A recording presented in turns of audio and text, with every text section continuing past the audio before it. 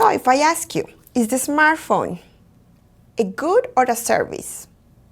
Well, you might say the smartphone is a good, right? But the smartphone also provides a lot of services. So in this video, we are going to discuss how we can classify products. We are going to discuss also the value of marketing when we talk about the importance of satisfying customer needs and wants. So let's get started.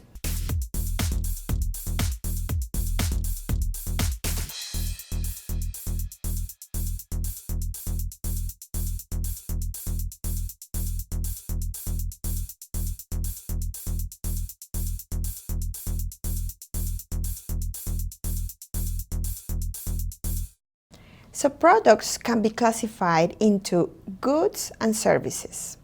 In the example of the smartphone, a smartphone is both. It's a good, but it's a service. Let's see how can we differentiate goods from services. So as I said before, products can be classified into goods and services. Goods can be classified into consumer goods and industrial goods. Consumer goods are the tangible products that you and I, and in general consumers, purchase for personal or family use. For instance, laundry detergent, food, and a home computer. Industrial goods are bought by organizations for use in their business operations or for further processing, like when car companies buy rubber for tires and steel for cars.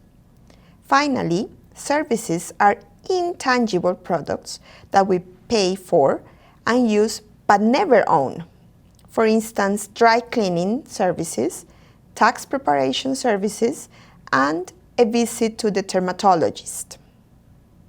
So since marketing is about satisfying needs and wants, you might be wondering what the difference is. Think about transportation, bikes, cars, and now electric scooters.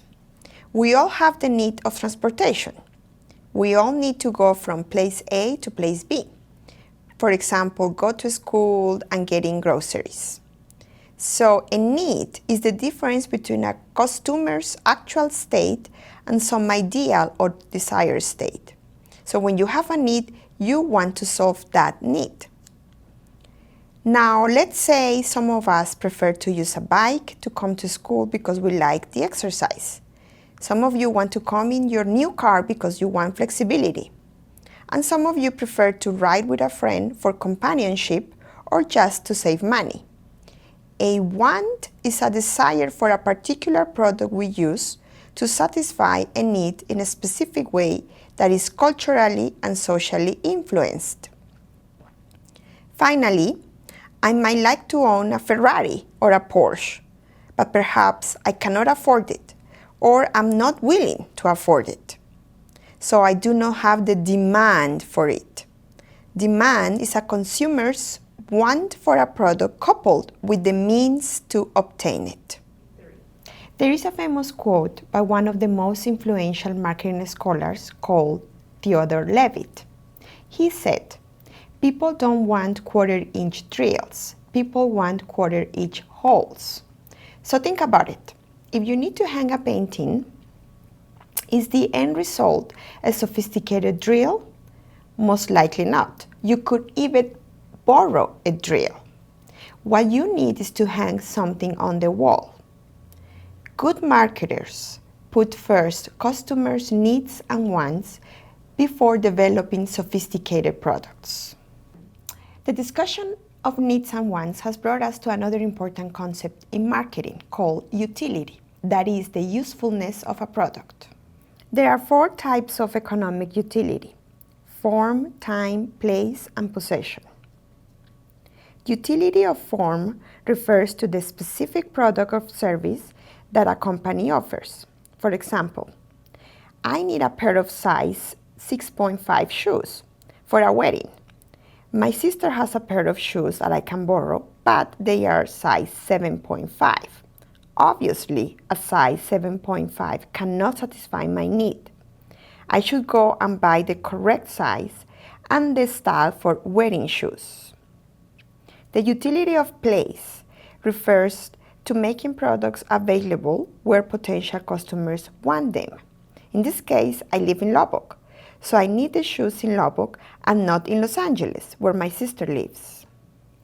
The utility of time refers to how quickly I can access the shoes.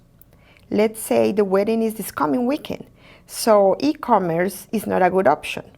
I should go to the mall to find the shoes. The utility of possession refers to the benefit I derive from ownership, usage, and or just enjoyment of the pair of shoes. For example, I found a pair of shoes with a discount at one of the off-price retailers in Lubbock, let's say TJ Maxx, so I can buy them right now and be ready for the wedding. A key takeaway to remember is that products should satisfy needs or perform a job that a customer is willing to pay for.